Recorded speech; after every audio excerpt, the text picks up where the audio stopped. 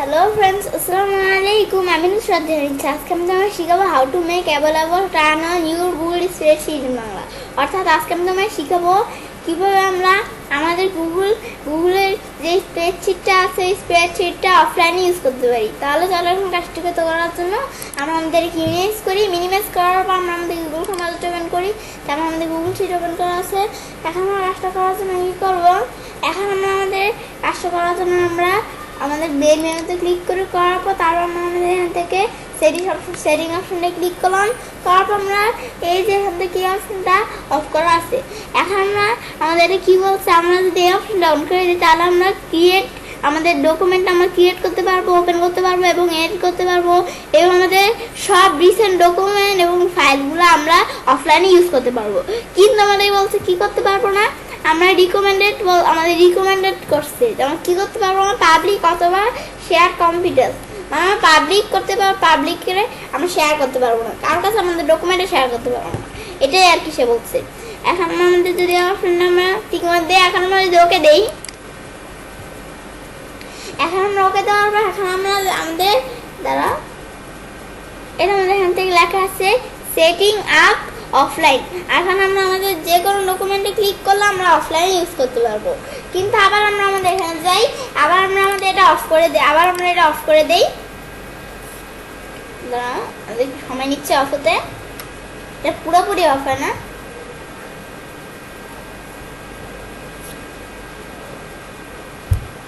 এই যে offline disable, এখন আমরা অফলাইনে ডিজেবল হয়ে গেছে। এখন আমরা ওকে দেই, বিষয়টা করতে পারি, এই বিষয়টা দেখলাম। দেখার পর এখন আমরা এটা আবার অফ করে দিলাম। করার পর এখন আমরা কেন অফ করছি, এখন আমরা ওইটা দিছি আর আমাদের সেটিংসে যে ওই অপশনটা অন করে দিছি আর আমাদের সব ডকুমেন্ট আমরা করতে পারবো। কিন্তু আমরা যে উদ্দেশ্য করে দিই যে এই ডকুমেন্টগুলো আমরা অফলাইনে ইউজ করতে পারবো। তাহলে আমরা যেখানে ক্লিক করে তারপর আমরা টার্ন অ্যাভেলেবল অফলাইন দিলে অফলাইনে ডকুমেন্ট ইউজ করতে পারবো। অথবা আমরা এভাবে বিষয়টা করতে পারি, অথবা আমরা আমাদের কোনো ডকুমেন্টে ঢুকি, তারপর আমরা এই ডকুমেন্টে ঢুকি। এখন আমরা আমাদের এই ডকুমেন্টে ঢোকার পর আমরা আমাদের আমার ডকুমেন্ট ওপেন হওয়ার পর তারপর এখন আমরা কাজটা করার জন্য ফাইল মেনুতে যাই। যাওয়ার পর তারপর আমরা মেক অ্যাভেলেবল অফলাইন এই অপশনটা এখানে ক্লিক করি। করার পর আমাদের কি বলছে, turn on offline to access file without an internet connection. মানে আর কি এটা বুঝেছে যে এখন আমরা আমাদের ইন্টারনেট কানেকশন আমাদের অনলাইন আমাদের অফলাইনে এই ডকুমেন্টটা ইউজ করার জন্য রেডি না।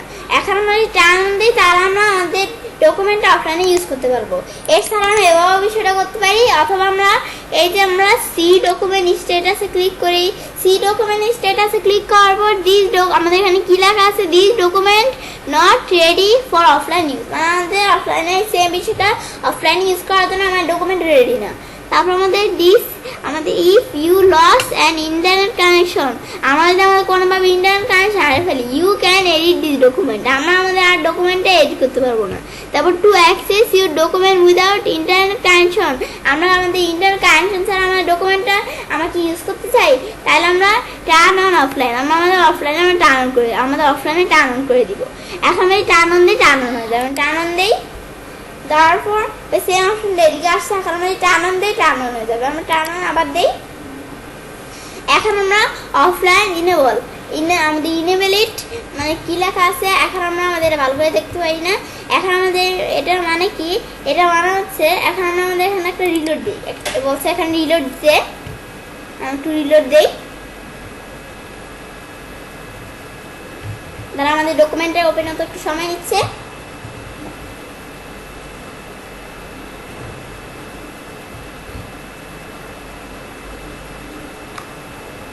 রিলোড দেওয়ার পর এখন আমরা চাইলে আমাদের ইন্টারনেট কানেকশন ছাড়া আমাদের ডকুমেন্টটা আমরা অফলাইনে ইউজ করতে পারি।